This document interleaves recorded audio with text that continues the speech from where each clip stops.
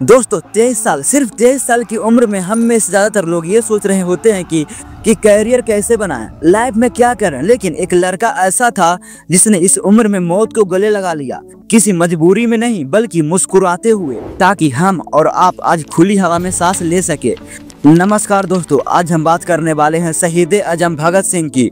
वे सिर्फ एक क्रांतिकारी नहीं थे जिन्होंने बंदूक उठाई, वे एक विचार थे, एक लेखक थे और एक ऐसे विजनरी थे जिन्होंने ब्रिटिश साम्राज्य की नींव हिला दी थी। आज की इस वीडियो में हम जानेंगे उनकी पूरी कहानी, उनके बचपन के खिलौनों से लेकर 23 मार्च 1931 की शाम तक जब उन्होंने इनकलाब जिंदाबाद का नारा दिया। तो चलिए शुरू करते हैं। दोस्तों कहानी शुरू होती है 28 सितंबर 1907 को पंजाब के लायलपुर जिले में, जो अब पाकिस्तान में है। भगत सिंह का जन्म एक आम घर में नहीं हुआ था। जिस दिन वे पैदा हुए थे उसी दिन उनके पिता किसान सिंह और चचा जेल से रिहा होकर आए थे। मतलब उनके खून में ही देशभक्ति थी। उनके चाचा अरिजीत सिंह और पिता पहले से ही अंग्रेजों के खिलाफ लड़ रहे थे, लेकिन एक घटना ने नन्हे भगत सिंह की दुनिया बदल दी। वे साल था 1919, जलियांवाला बाग हत्याकांड। इमेजिन कीजिए, एक 12 साल का बच्चा स्कूल से सीधा अमृतसर जाता है और वहां पहुंचकर वे क्या देखता है? हजारों निर्दोष लोगों की लाशों का ढेर और खून से सनी हुई मिट्टी। कहा जाता है कि भगत सिंह ने उस खून से सनी मिट्टी को एक बोतल में भर लिया और उसे अपने घर ले आए। वे उस मिट्टी की पूजा करते थे।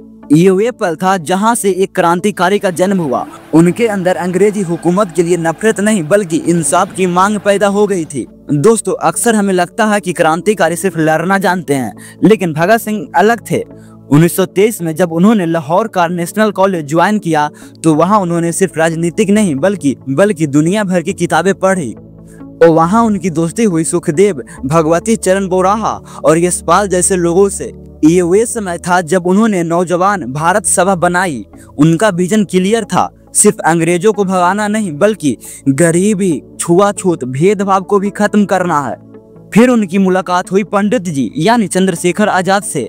दोनों की जोड़ी ने हिंदुस्तान रिपब्लिक एसोसिएशन HRA को नया रूप दिया और बनाया HSRA, Hindustan socialist Republic association. अब लड़ाई सिर्फ आजादी की नहीं, समाजवाद और बराबरी की थी। अब आते हैं उस घटना पर जिसने सब कुछ बदल दिया। 1928 में साइमन कमीशन भारत आया, जिसका विरोध करते हुए पुलिस ने लाला लाजपत राय पर बुरी तरह लाठीचार्ज किया। कुछ दिन बाद लाला जी की मौत हो गई। इस घटना ने भगत सिंह और उनके साथियों को हिलाकर रख दिया। उन्होंने फैसला किया, खून का बदला खून। प्लान था पुलिस ऑफिसर जेम्स स्कॉट को मारने का, जिसने लाठीचार्ज का ऑर्डर दिया था। 17 दिसंबर 1928 को लाहौर में भगत सिंह और राजगुरु निशाना लगाकर खड़े थे, लेकिन एक गलती हो गई। स्कॉट की जगह असिस्टेंट SP जॉन सर्ट्स बाहर निकला। राजगुरु और भगत सिंह ने गोली चलाई और सर्ट्स वहीं ढेर हो गया। भागते वक्त चंद्रशेखर आजाद ने कवर फायर दिया। ये बदला पूरा हुआ, लेकिन अब पुलिस हाथ धोकर उनके पीछे पड़ गई थी। सांड्स को मारने के बाद भगत सिंह आराम से भाग सकते थे, छुप सकते थे, लेकिन उन्हें अपनी बात जनता तक पहुंचानी थी। अंग्रेज सरकार 2 ऐसे कानून ला रही थी जो मजदूरों और आम लोगों के खिलाफ थे। तो 8 अप्रैल 1929 को भगत सिंह और बटुकेश्वर दत्त दिल्ली के सेंट्रल असेंबली, जो आज हमारी पुरानी संसद है, में पहुंचे। उन्होंने वहां खाली जगह पर 2 बम फेंके। ध्यान दीजिए, मकसद किसी को मारना नहीं था। बम फेंकने के बाद वे भागे नहीं, वहां खड़े होकर पर्चे उड़ाए और पहली बार वे नारा लगाया जो आज हर भारतीय की जुबान पर है, इनकलाब जिंदाबाद। उन्होंने अपनी गिरफ्तारी खुद दी। क्योंकि वे चाहते थे कि कोर्ट में उनकी बात सुनी जाए और अखबारों के जरिए उनके विचार हर हिंदुस्तान तक पहुंचे, और वही हुआ। जेल में उन पर लाहौर षड्यंत्र केस चलाया गया, लेकिन यहाँ भी लड़ाई रुकी नहीं। जेल में भारतीय कैदियों के साथ जानवरों जैसा सलूक होता था। इसके खिलाफ भगत सिंह और उनके साथियों ने भूख हड़ताल शुरू कर दिया। ये हड़ताल 1 से 2 दिन नहीं, पूरे 116 दिन चली। सोचिए, 116 दिन बिना खाना खाए। इस दौरान उनके साथी जतीन दास 63वें दिन की भूख हड़ताल के दौरान शहीद हो गए। पूरा देश रो पड़ा, लेकिन इन नौजवानों का इरादा नहीं टूटा। जेल में रहते हुए उन्होंने लिखा, पढ़ा और कई डायरिया भरी। उनका मशहूर निबंध मैं नास्तिक क्यों हूँ, वाई आई एम नास्तिक, उन्होंने जेल में ही लिखा था।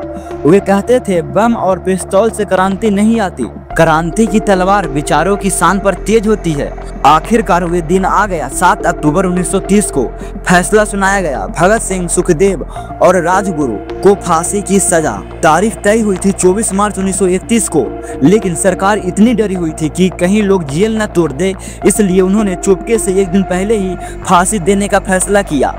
23 मार्च की शाम 7:33 जब जेलर उन्हें लेने आया तो भगत सिंह लेनिन की किताब पढ़ रहे थे। तो उन्होंने कहा, रुको, एक क्रांतिकारी दूसरे क्रांतिकारी से मिल रहा है। तीनों दोस्त भगत सिंह, सुखदेव और राजगुरु ने एक दूसरे को गले लगाया। मेरा रंग दे बसंती चोला गाते हुए वे फांसी के तख्ते तक गए और हंसते हंसते अपने देश के लिए कुर्बान हो गए। अंग्रेजों ने उनके शरीर के टुकड़े करके रात के अंधेरे में सतलुज नदी के किनारे जला दिया ताकि लोगों को पता न चले, लेकिन आग दबती नहीं है दोस्तों। भगत सिंह ने कहा था, वे मुझे मार सकते हैं लेकिन मेरे विचारों को नहीं। और आज देखिए, तकरीबन 100 साल बाद भी हम उन्हें याद कर रहे हैं। उनकी कहानी हमें सिखाती है कि देश प्रेम का मतलब सिर्फ नारे लगाना नहीं, बल्कि गलत के खिलाफ आवाज उठाना और समाज में बराबरी लाना है। दोस्तों, अगर आपको भगत सिंह की पूरी कहानी और उनका जज्बा दिल तक पहुंचा तो इस वीडियो को शेयर जरूर करें ताकि आज की जनरेशन असली हीरो को पहचान सके। ऐसे ही और इन्फॉर्मेटिव वीडियो और बायोग्राफी के लिए चैनल को सब्सक्राइब करना मत भूलना। मैं मिलूंगा आपसे अगले वीडियो में एक और नई कहानी के साथ। तब तक के लिए जय हिंद, इनकलाब जिंदाबाद।